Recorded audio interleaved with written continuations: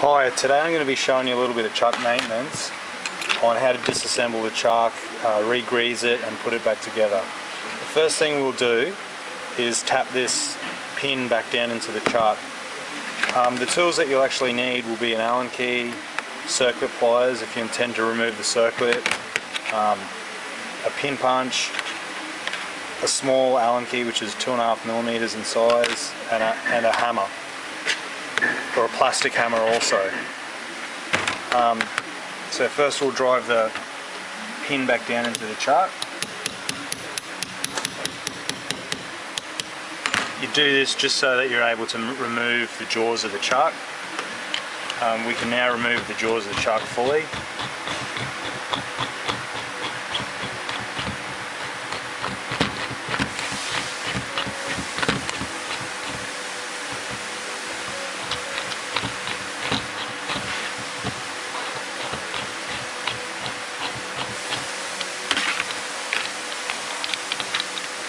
Okay, we can flip it over now.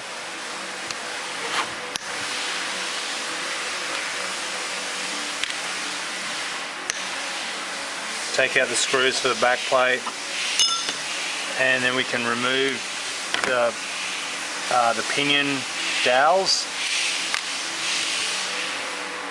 Now at this stage, if you have a chuck that has dowels in it, which means they won't have an Allen key head inside of them, if it has just a normal hardened dowel like this, you may have trouble getting them out.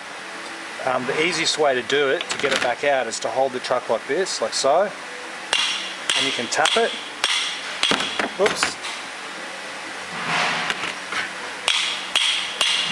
And you can shock it like this, and it should bring the pin back out. You hit it like that also.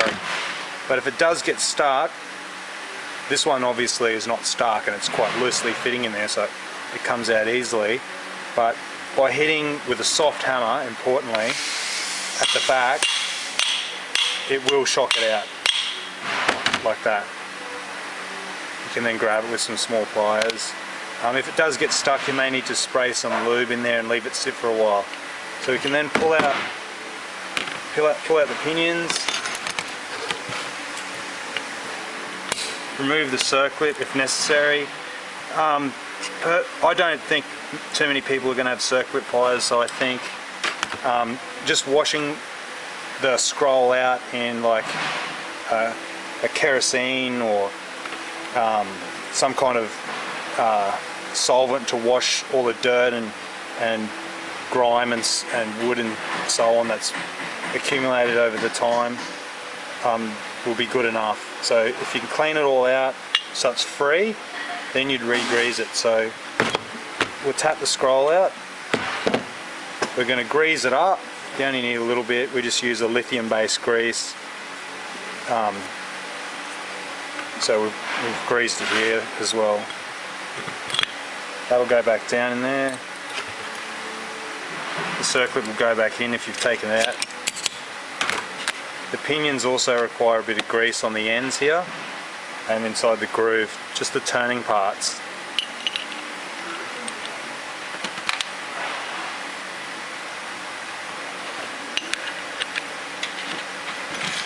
Dowel pins will go back in.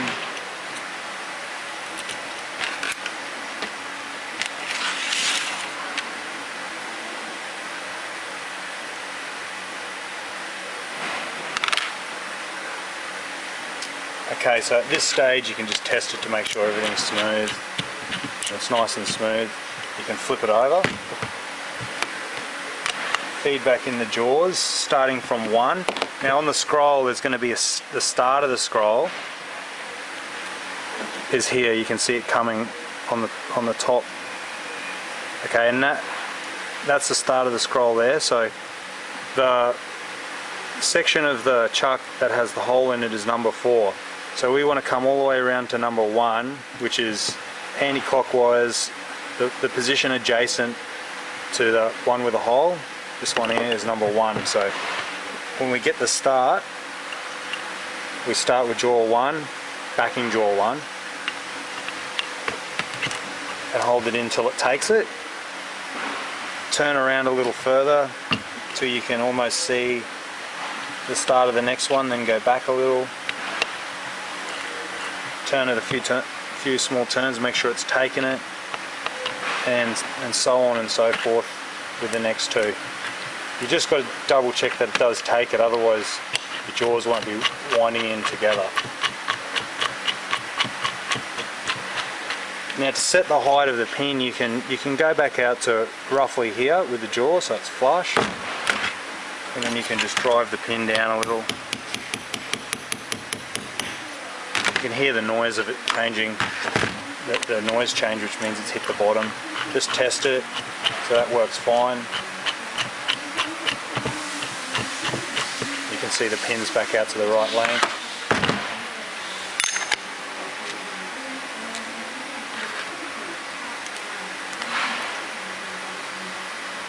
Screw the backing plate on.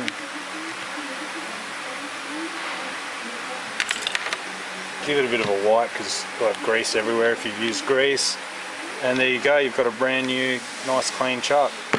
All assembled correctly and ready to go.